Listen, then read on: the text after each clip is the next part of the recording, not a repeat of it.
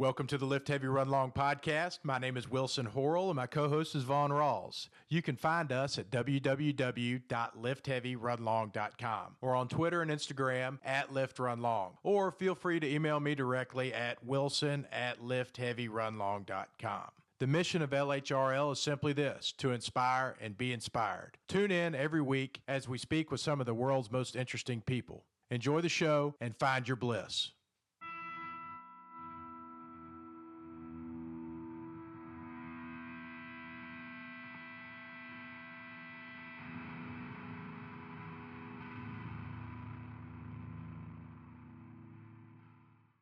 All right, and welcome to the LHRL Podcast, episode 25.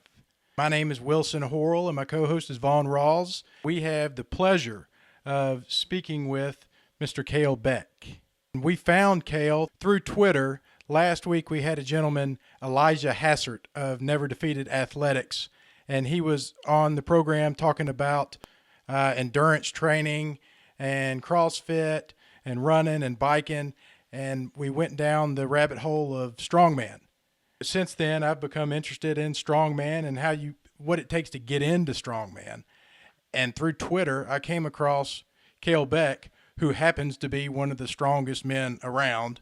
And he was kind enough to accept the invitation to be on our podcast. So thank you. And how you doing, Kalle? I'm doing good. Thanks for having me. I wouldn't say I'm one of the strongest people around, but I've made this sport. I've actually decided to put out the information about it, with the website Starting Strongman. I competed as a lightweight, which is 175 pounds for Strongman. So a lot of people kind of don't even really consider you a real strongman, but I'm okay for being short and under 200 pounds. But yeah, I'm looking forward to talking about strong stuff today. Well, you certainly don't appear to lack strength or muscle mass.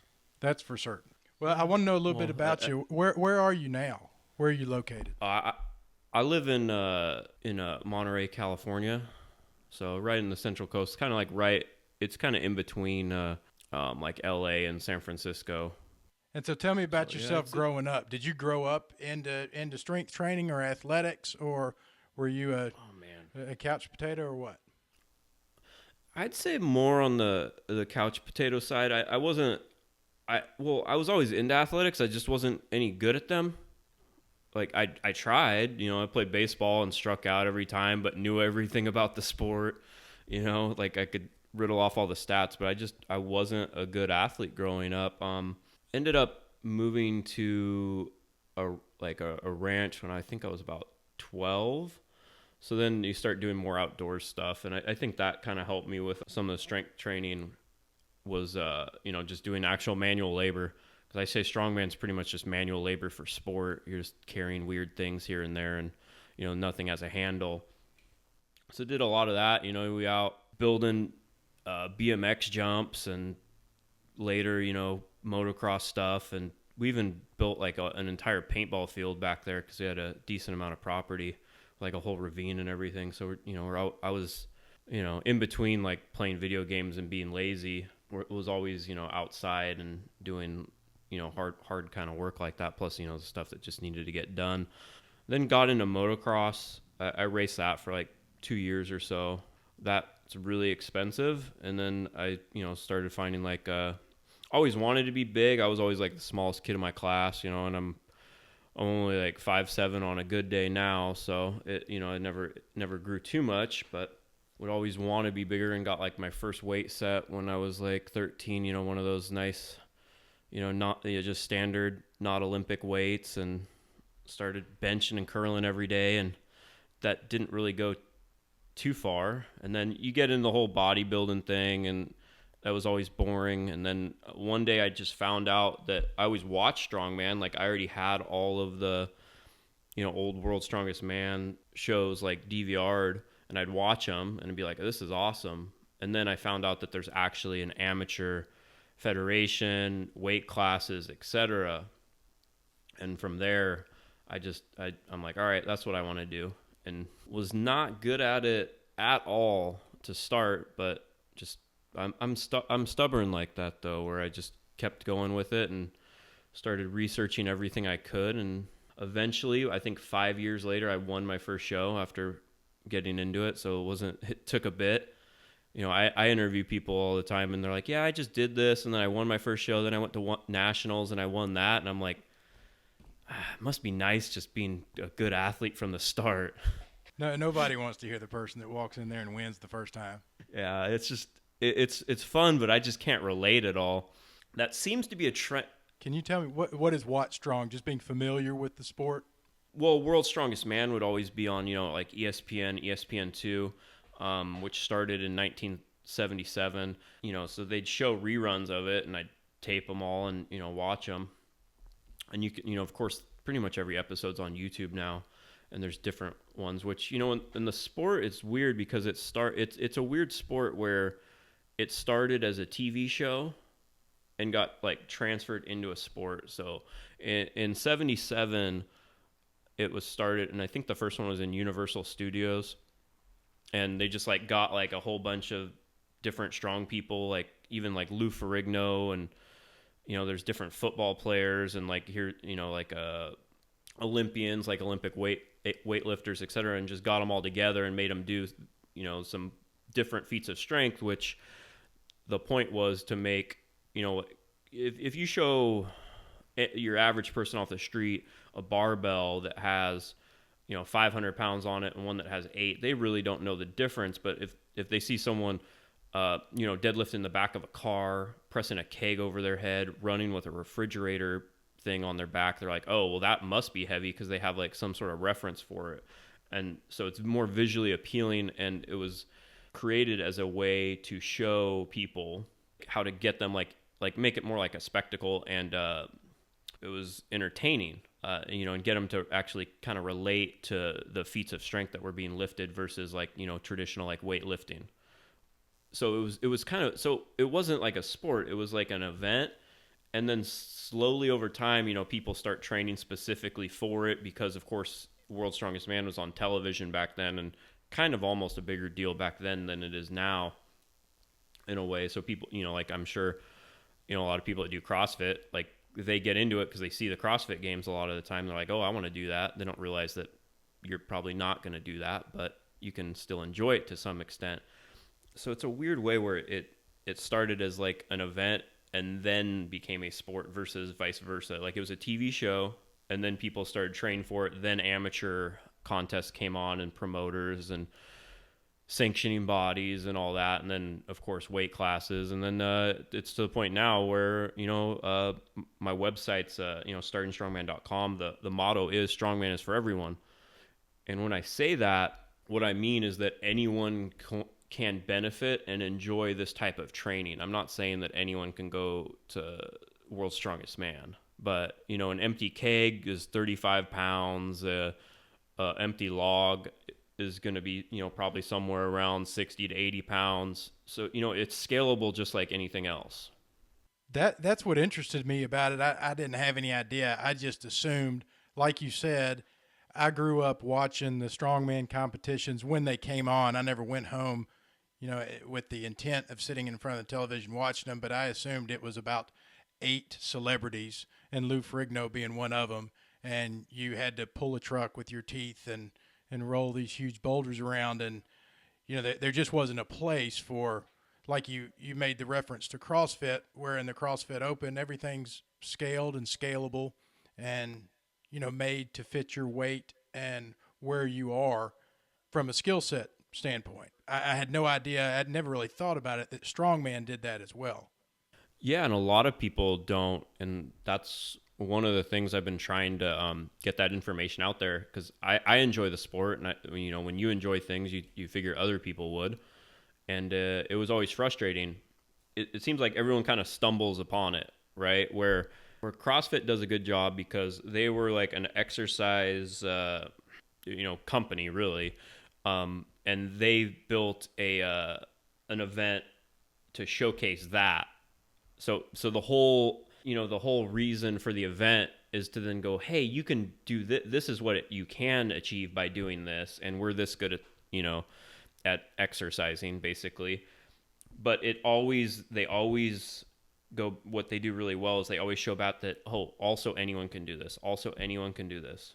Where that's true for strongman training as well, but it is not marketed like that at all. I feel like one of the, selling points for people watching the contest is they don't know, the things seem almost harder. Like, obviously they're hard because the weights are insane that, the pros do now, but they're set up to seem impossible, so it's like, how can someone pull a semi truck? How can someone walk with this giant, thing, and it says it's 1,100 pounds on their back? It's supposed to seem like the people are superhuman, which they are, but what they don't realize is that almost all of those people also train at a gym where there's 140 pound girls, 175 pound guys, etc., training for their respective weight classes alongside that. But that's not shown publicly, like on contests like World's Strongest Man. Right. And how do the people feel about the newbie walking in? For the most part, everyone's cool. There's going to be, there's dickheads in any line, and something I found that's interesting about this is that guy who's works really hard and he's one of the best. The people that are the best in the world are almost always nice and approachable, right? And then the people coming in, it's like that mediocre dude who like wants to seem like he's cooler than everyone else because he does this thing is like, oh well, there shouldn't be weight classes in strongman or something. I'm like, and I just want to be like, dude, you're 300 pounds and I could still beat you in a contest. Why? What? Like, you just don't want there to be weight classes because you want to seem like you're special. It's always that like the dickheadiest zone. It's where there's the most concentrated group of dickheads right in between the professional and amateur. I'm sure there's a graph out there somewhere. Yeah, pretty much. And they probably don't train all that seriously, like in the first place. They like, people like to identify as a certain thing, like, oh, I'm a strongman. Oh, I do, CrossFit. Oh, I'm a triathlete. Like, people like to do that, but then like, it doesn't mean that they actually are, just because you show up, you buy the t-shirt, it doesn't mean you are, but like they want to identify with something when at the end of the day, like the way I see it, it's all just exercising and finding some way for this to be fun. Like, working out for a lot of people is not fun at all until you find that thing that you actually enjoy. And I feel like that's the key for everyone, is you need to do something to stay somewhat physically fit. And the best way to do that is to adhere to something and to find something you're actually going to enjoy doing, whatever it is. Lift Heavy Run Long focuses on a lot of that. And we just want people that are active. And whatever that thing is that you do, we just want you doing something. And there's so much benefit to, the physical fitness, regardless of what capacity you do that in. And even if you want to get hell-bent on CrossFit for 8 months and then you jump on to something else and you go all hardcore strongman and then you get into power walking or whatever the hell it is that you do, I think it's just great that people get out and move around. Absolutely. There's too much, people just trying to label everything when that, to everyone on the outside looking in, and we're all doing the same thing, like, and then inside everyone's like, oh, you do this or that. And it's all the same. It's just having fun. And, I do, some of the strongman coaching for Complete Human Performance, which I think you talked to Alex previously. So I'm well aware of the people that they're like, oh, I want to do a triathlon, then I want to do a powerlifting. I'm like, gee, I don't know how but hey, if that's what you want to do and you got, exercise ADD, we can program for that. They'll work with me, then they'll work with this guy, and it works out good that way. But how many people do y'all have coaching out there? Oh, I don't know. There's a lot. They keep expanding. He's done he sent me a message probably about 6 months or so ago asking if I'd want to help, because they're, it's funny when you, he's trying to say something like they're going to do like concurrent training and, with multiple things, but then you end up, people say like, there's so many people that are just bad at coaching, or not even bad, but they don't like follow up and stay with their clients. Like, communication with a lot of coaches and clients seems to wane after a few months. I don't think a lot of coaches realize if you do online coaching and they're paying you, that is your job to stay up to date with them and keep communication going. Like once you get that, that PayPal, that's not when it stops. But anyway, so like complete human, when they've shown that they do good coaching, so then people start actually coming like, oh, I only want to do strongman, but they come to you because you have a good name and you've shown that you provide a good product. So they're getting a lot more singular base athletes, when it's supposed to be like that you can do hybrid training where it's everything, but they're getting a lot of people that just want to specialize because they provide a good product. It seems like athletes, they like to strive for titles more so than monetary or some gain or whatever. But the World's Strongest Man was the first one. It was in 1977, and it's been running ever since pretty much. I think there was a year or two where it didn't happen in the 80s. I think it needs to be restructured somewhat just with our new variety. I think how CrossFit does like the open and regionals, etc., works so well because it kind of filters everyone down and everyone can be a part of it. And strongman's getting there, but the sport is ran so much more old school, and there's multiple people, like there's multiple like federations, and there's this person puts on this, and not everything's connected, but that's a whole other thing. But basically, if we're talking about America, there's now two major strongman federations that run amateur competitions, right? And they're going to have either like their nationals. So you can also compete as a novice, and then once you place top 3 as a novice, you go to open, but you don't have to. And there's multiple weight classes. For women, I think they start at like 120 pounds. They go up to obviously heavyweight, roughly every 20, 30 pounds. For men, they start at 150 pounds. And then it goes like 150, 175, 200, 231, 265. So like, and then heavyweight, obviously. So there's a spot for everyone. The weight classes are a little different between the two federations, but basically it's United States Strongman and Strongman Corporation, which is formerly known as North American Strongman. Those are the two sanctioning bodies in America. So how it's going to work is Strongman Corporation they have nationals and they have shows which are like pro-ams or platinum pluses. And if you go to one of those shows and you win, you get a pro card. And then you're going to then get invited to other pro shows. For World's Strongest Man specifically, they have a series of shows called Giants Live, which is the qualifying tour. So you need to turn pro or find your way to a Giants Live by winning a big contest that's not affiliated with a pro card. So you don't necessarily need a pro card to get to World's Strongest Man. But that's just, an example of then you get that progression where you can compete in pro shows. Or, you get your pro card, then you compete at America's Strongest Man, and generally, like the top 2-3 guys are going to go. But we try to talk about that on my podcast a lot on Strong Talk, because it's kind of like, it seems to change a bit more where it's not as structured as something like CrossFit. There's, more hands in the pot in general instead of like one giant conglomerate controlling everything. The cool thing this year is that the same people that ran, they've been running World's Strongest Man, and they have the trademark and licensing to the title, have finally agreed to open it up to then they ran the first official World's Strongest Woman that they've had this year, the first 105 kilogram, which 231 pound World's Strongest Man, and 90 kilogram 200-pound World's Strongest Man, which actually just took place in Indiana over the weekend. So it's kind of, they're opening up like all these weight classes that have been established, and man, like the weights that the guys are lifting in like the 200-pound class, I think would blow people's minds. And they look more like your general CrossFitter, but a little bigger,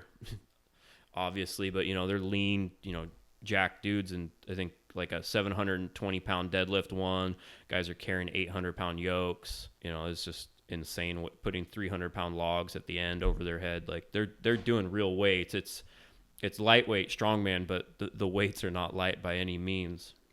What about the weekend warriors of strongman? Do y'all have that? Do you have somebody like me who lifts weights, CrossFits a little bit, runs a little bit, just tries to stay off the couch a little bit, but wants to go somewhere and throw some heavy shit around?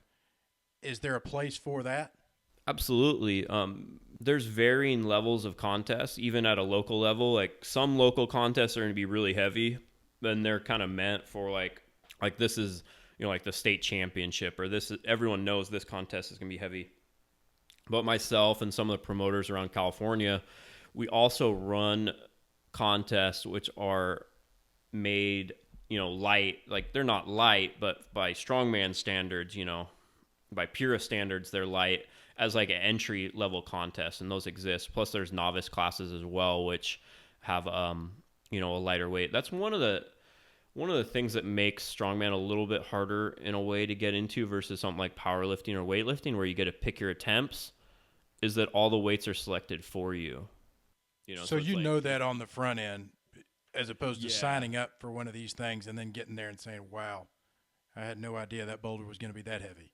Yeah, that is one of the advantages over how like a lot of CrossFit competitions are done, or CrossFit style competitions are done where they're kind of blind, is that the weights and the events are generally announced in advance at least like 12 weeks out. So you have plenty of time to kind of prepare and set goals on what you want to do with that. But yeah, I put a list of events up on my website at startingstrongman.com/events, and you can kind of go through there. You can search just by novice, you can search by your zip code, and strongmancorporation.com and unitedstatesstrongman.com, they have their full list of events. And there's a lot of people, I'm the Northern California state chair for one of the federations, and so I go to all the contests and help run them. And yeah, there's always people that are doing their first time, and it's what's cool is people do it, and it seemed like this thing that, oh, I couldn't do that ahead of time, and then they do it, then they start doing it, and you'll see a lot of people switch from being that weekend warrior where they like, okay, now I want to do this specifically. Like there's a big turnover with that, because it's such like a intimidating sport looking at it from the outside in. That's been my main goal with and why I started my website in the first place, was just kind of break down that barrier. I figure the more information you can put out about it, and the more stories you can share of different perspectives on different kind of people, every type of person, the more everyone's going to relate with someone else. So Do you enjoy the community aspect of it? When you go to these events, do you see people that you know and socialize with them, or is it just sort of a get in the cave and get it done? it's an amazing and supportive community. It's just like that, where everyone, if you're new, and there'll be pros or former world's strongest man competitors will show up at local events all the time, and they're gonna be sitting there giving out advice to everyone. I know when I'm at shows, I will always give out advice. You see someone struggling, you go up and be like, hey, here's the technique, because a lot of the events are very technical, people don't realize. And everyone will, they'll share their chalk or tacky that we use for the stones. Everyone's really supportive for the most. It's like, it seems like online, people can be dicks sometimes, but at a show, everyone's cool. Yeah, well, that's the difference between being online and being face to face with somebody. Yeah, no, it's a great community. Just like a lot of other things, and that's probably the part I miss the most out of competing is, like national Strongman Corporation Nationals is actually going to be this weekend, like Halloween weekend, and so there's going to be close to 300 people from all over the country going, and I miss going to that just for that, because you get to see those people, those friends that you made 3 years ago. You end up seeing twice a year, but it's like that. Almost one of the reasons why I miss going to like nationals and the Arnold and stuff like that more than actually competing is you don't get to see your friends as often. Now, what about cardio? How much cardio is involved with strongman? It's a different type of cardio. It's obviously going to be more so than like powerlifting or weightlifting, but we're never the time domains on strongman are generally 60 seconds. But when you're moving a heavy object and you got to do it as many times as possible in 60 seconds, you can get pretty gassed. it's not the same as having to like pace yourself for like a 7-minute workout or, running a 5K or something. So there's no pace. It's pretty much go. There's somewhat of a pace, but, and then also we do a lot of the events are you're moving with weight, which I find is lacking in a lot of people's training programs, where they run, they pick up weights, but they're never moving with weights, where we're doing stuff like farmer's walk, sandbag carries, keg carries and stuff like that. And I think there's huge benefits, even if you don't want to compete in strongman, from adding stuff like farmer's carries. I think everyone should do those. And sandbags, like we'll do a sandbag medley where there's 4 sandbags that are 60 feet away from a platform. They're going to be 250 pounds. You got to pick up sandbag, carry it 60 feet, run back 60 feet, pick up another one, carry it back, and do that 4 times. You got to have some good conditioning. Of course, it's sport specific conditioning, because you probably want to finish that in about 30 to 40 seconds to be, that'd be a great time. How many of those 60-second events will be at one strongman competition? Okay, so generally a strongman contest, if you're going to look how it's programmed, is it kind of seems like it's all random, but there's different types of events. There's generally going to be 5 events at a local level contest, and it's easy to break down if you break them down into the types, right? So there's going to be a pushing event, which is going to be some sort of overhead. So it can be any sort of object, like if people have seen like a log or an axle, which is like a thick bar, or you could pick up a keg and put it over your head, etc., or a big giant dumbbell, which is called a circus dumbbell. So you're going to have some sort of like ground to overhead event, and that can be for a variety of ways. That can be you have to clean it each time, from ground to overhead each time. It can be for max weight. It can be shoulder to overhead, etc. There's going to be some sort of deadlift, and that can be with any possible combination you could think of. It could be a car. It could be, a thick bar. But it's going to be some sort of deadlift. Right? But ahead of time what that weight's going to be. They're not going to say, hey, glad you're here. Here's a car. Go lift it.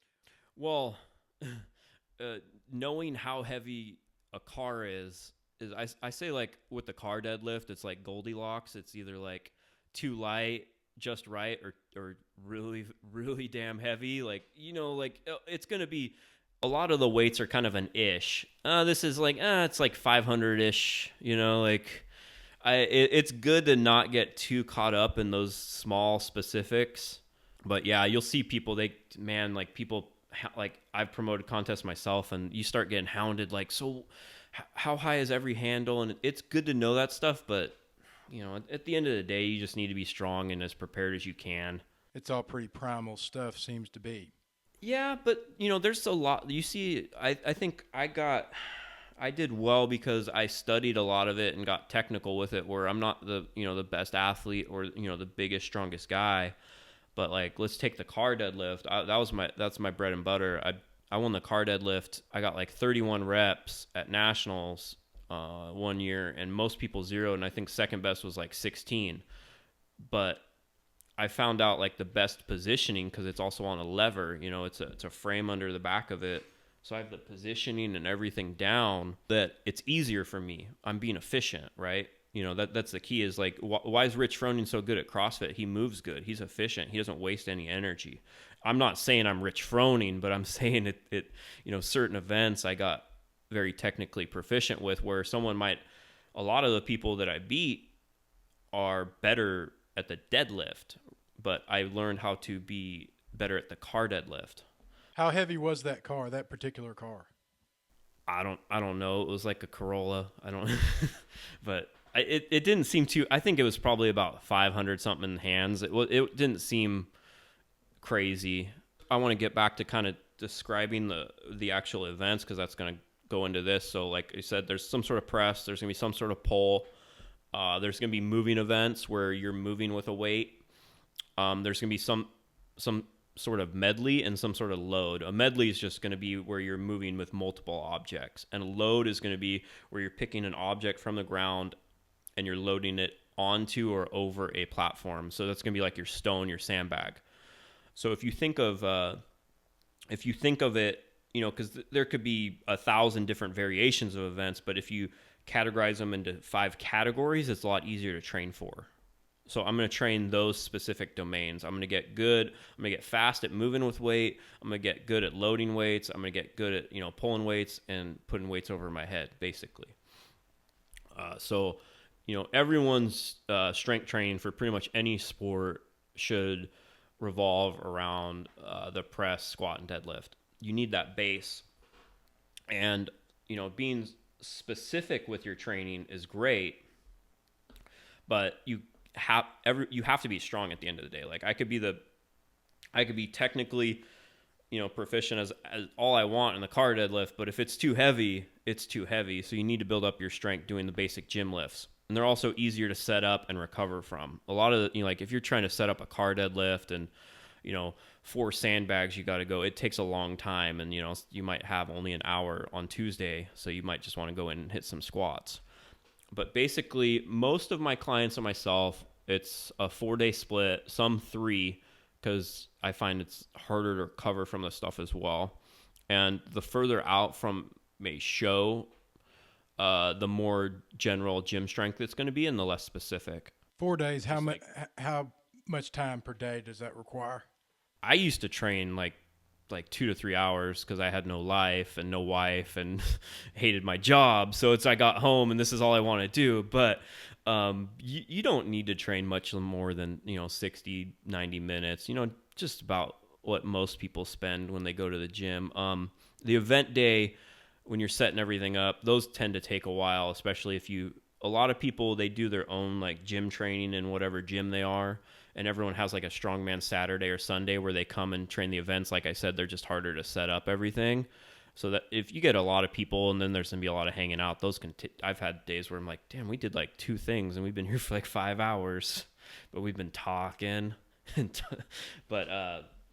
So I've had entire weeks go by where I look back and I think I didn't do anything. I just talked. Yeah. It's one of the reasons why I started training more at my house and like less going to the gym, because I actually get stuff done. I only got my dogs bugging me. But yeah, my training will look, I kind of rotate things in like basically like any program. It's bastardized from 5, 10 different programs, and you find a little bit from here and a little bit from there. But there's specific things in Strongman which you need strength for that are overlooked, and I think they're overlooked in general training, like unilateral strength. My yoke walk, I think a lot of gyms seem like they're getting a yoke, so I think people are pretty familiar with what one is. It's basically this big bar. It's like you're walking a squat stand, across the gym. And my yoke was horrible. I could pick up weight. I got a strong squat. I've front squat over 400 pounds and stuff. So I got a strong squat for my size and stuff. And like all these other people, I'm like, man, I'm just not good at this yoke event. And what it was is that I was strong, but I had a huge imbalance between the strength in my left and my right leg. So once I'm trying to walk with 600-700 pounds on my back, and you got to push and drive off each leg individually every step, I'd wobble all over the place because my left leg was so much stronger. So once I started doing more unilateral work, my yoke went up so much. So this is the kind of stuff that I program more so into like a Strongman program than powerlifting, is barbell walking lunges, stuff like that. So there's specific things that you need to take, like it's so hard. Like there's so much in Strongman, like on your thoracic spine, because we're putting ourselves in a hyperextension to do the log and stones a lot of the time. So a lot of work like that. But a general program, there's gonna be like a pressing day. I do it's like a upper event split for the most part. If I really want to simplify it. And like a general day, like Monday, it's going to be like you're going to hit your presses. I try to do like either log or axle, whatever they have coming up in a contest on the Monday, followed by accessories, which is going to be vertical pulling and pushing. So like strict press, the Zadrunas press, which is one of my favorite variations. I don't know if you're familiar with that, but that's you're doing a strict press and you're sitting on the ground and your legs are straight out in front of you. So if you do that from the pins, like it requires so much core strength because you're just going to want to fall over backwards because you have no support, and you can't cheat it, because you're not standing, you get even less support. So it's just great on your trunk, and I found helps with the log tremendously. It's Zadrunas press. There's tutorials up on my YouTube channel, which is Starting Strongman on YouTube. Is there any barrier to entry at all? I mean, do you even really have to train for strongman? Of course you have to train for strongman to be good at strongman, but can you just sign up for an event? And you talked about people like to identify with things. I like to identify with things. Could I walk in there and say, just sign up for a strongman event and then run around to every person I saw and tell people I'm a strongman competitor? Oh, absolutely. That's all I ever did, like I never actually trained or any of it, but no, you absolutely can. I get that. That's a very common question, is how strong you need to be to do strongman or strongwoman. And it's a hard question to answer because the weights vary from show to show. My advice is always to look at the show, like upcoming shows, and just kind of, even if they're not in your area, just kind of look and be like, okay, that deadlift's going to be X amount of weight. All right. And then you just kind of start to get an idea. And what I found is, obviously it's going to be up to the individual promoter, so it kind of varies region to region. But I feel if you want to compete in novice strongman, something like 300 something pound squat, 405 deadlift or something, you're going to be able to do most of the stuff. But like, it's not gym strength at the end, like it's specific strength.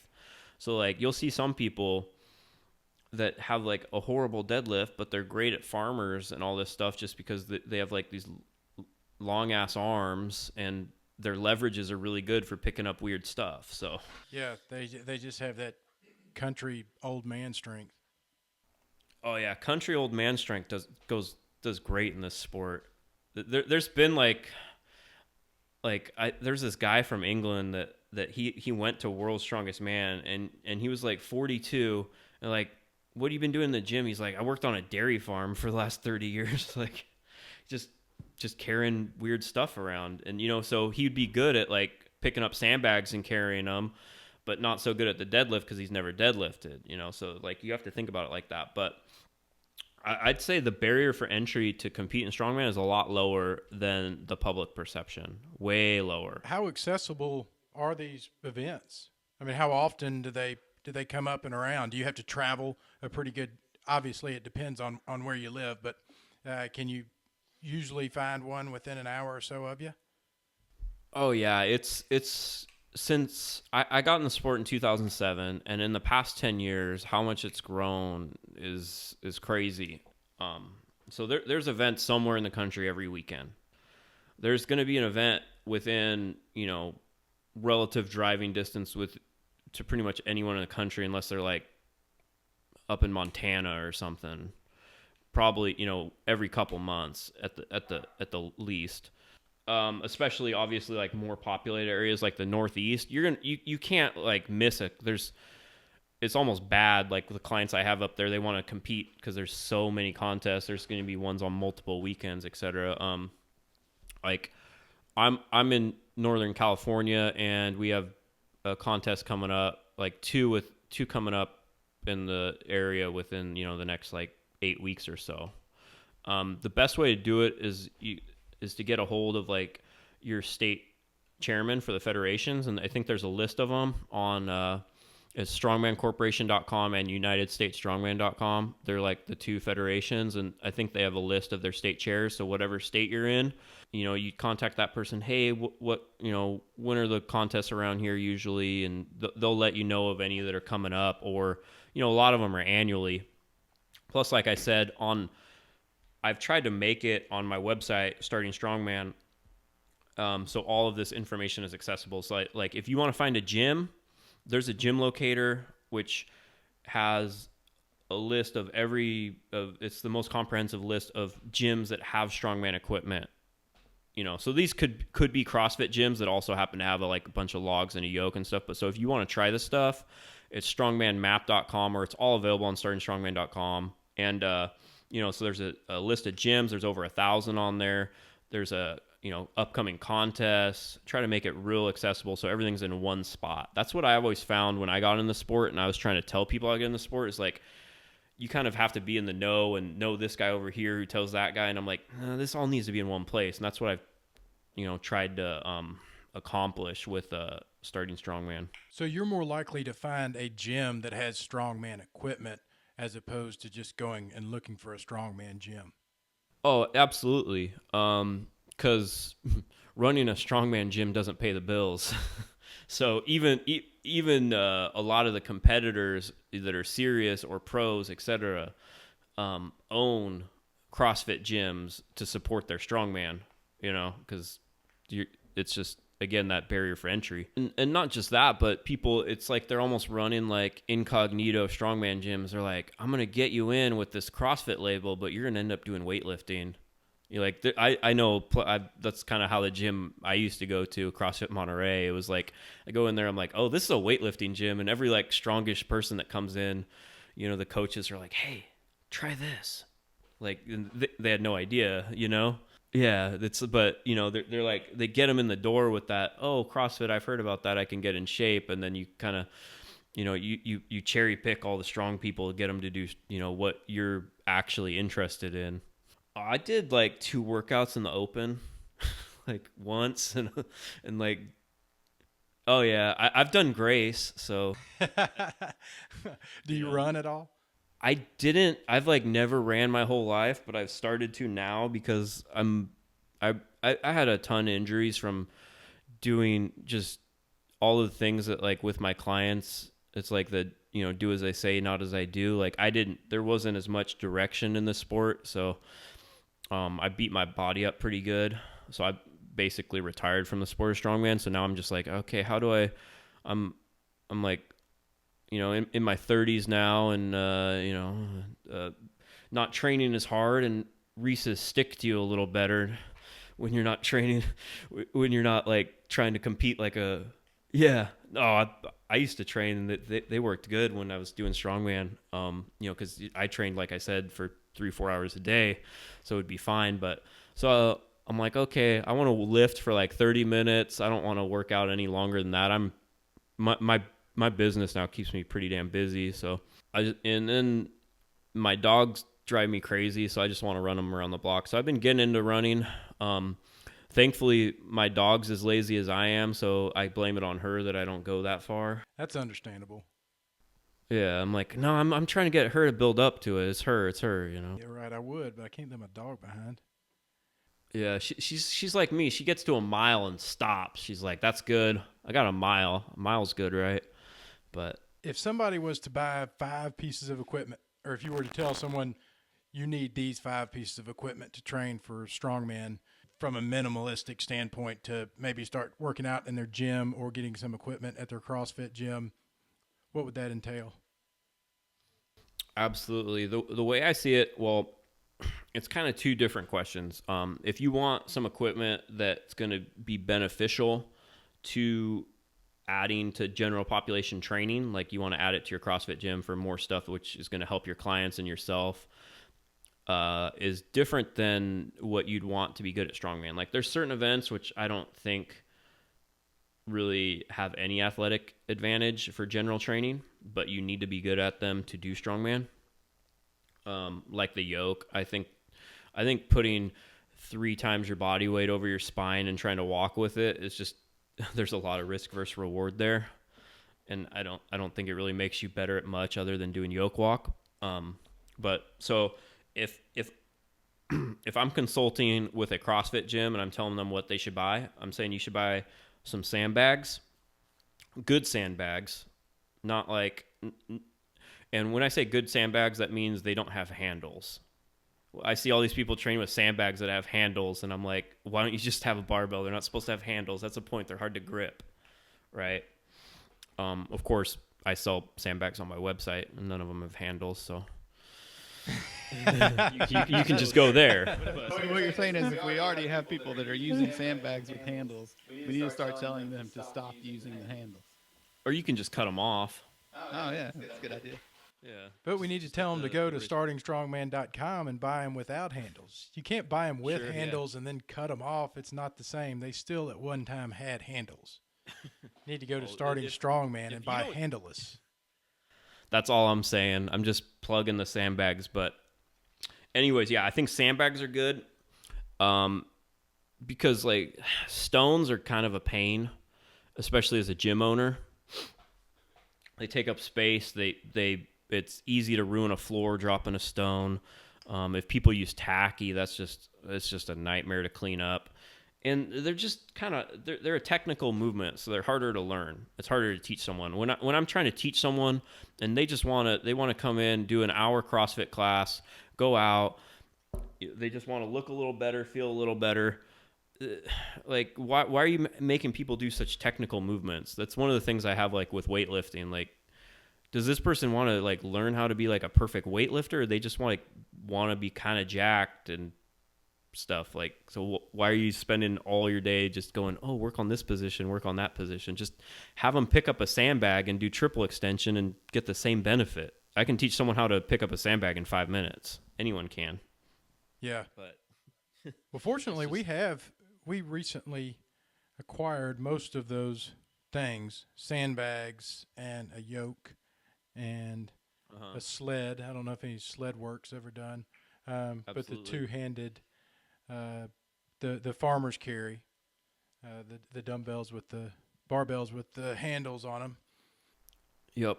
Yeah, that's what I'd say is the next one for a gym owner's farmer's walk bar. There's, like, I think farmer's walk's one of the best. First off, it's easy to teach. You know, it's easier to teach than a deadlift because the handles are on the side. So, you know, it's like a trap bar deadlift. It's easier to keep a neutral spine when lifting it than a barbell, which pulls you forward. And then you just pick them up and walk with the weight. You do that, and if you start to stumble, they drop, which is why I think it's safer than a yoke, where if you start to stumble, it's still on your back, and you just, you can lose your midline stability and it's still on your back. Where if you lose your midline stability in a farmer's walk, you just drop it. Plus, grip strength, like, I need to start adding them in my own training. So and log, I think the log is an awesome tool, and it's just fun. The log is life, in my opinion. That's the funnest event for me. If somebody is sitting on the couch that wants to get into Strongman or just start doing something, where do they start? I think the easiest way, not that I'm biased or anything, is to go to startingstrongman.com. Like, all the information's there. I compile stuff. I put up weekly Q&A videos on my YouTube channel, everything. And if you go to startingstrongman.com/free, there's a free 12-week program and a free guide to Strongman, which goes over a lot of this stuff, specific, talking about the different equipment, talking about the different events, saying some basic form on how to do them, etc. It's like 86 pages, all free. Just go and download it, because that's the goal. Is I just want more people getting into the sport and enjoy what I'm doing. And of course, if they get a little more invested in it, we do online coaching with myself and a couple other coaches that are experienced athletes in it, and all of that's available on the website. Your website is really well put together. There is a ton of content on there, and it's very helpful, and you've done a fine job with it. Yeah, I need to restructure it a little bit, update it. Like you said, there's just a ton. It's kind of a crazy thing, because I never thought, I actually did think that this would end up being my job, but it started as like my personal, like, athlete website. And I'm like, well, everyone always asks me constantly, like, as an athlete, like, well, where's a gym near me? Where's a gym near me? So I just started putting that stuff on my website. I'm like, this is kind of silly for this to be like kalebeck.com now, and name came to me one day. It works pretty good for SEO. So that was a thought. if people are asking on how they want to get it, how do I start Strongman? Well, I wonder what's going to pop up. So just, and it's kind of morphed, but, and now it's like, one of the things I find that's missing is there's no like reporting on what actually happens in this sport. So like, the 90 kilogram worlds was just this weekend, and I don't know how to find, if I don't put that information on my website, I don't know how else anyone could find it other than like random Instagram or Facebook posts, which we all know those don't have any, like, those don't stay around. You don't search for them later. So just trying to be the source of all news and information on Strongman, because, someone has to do it. Well, that's strongman.com. And you also said that you had a podcast. Where can we find the podcast? Yeah, you can, there's a podcast link at startingstrongman.com, and it's also a Strong Talk. I think about episode 40 is when the new format, where it went more so just into interviews instead of me just bullshitting with my friend, more so. So we're actually talking about information again. So yeah, it's just Strong Talk, iTunes, all that. If you're listening to this, you know where to get it. Well, man, I really appreciate you taking the time to talk to us. This has been really nice. It's been really nice to communicate with you and get to know you on and off the podcast. And I look forward to following you and learning more about you. Absolutely. Thanks a lot. I appreciate it. And thanks for having me. Kalle Beck with startingstrongman.com. Thanks a lot, Kale. Y'all take care. We'll be in touch.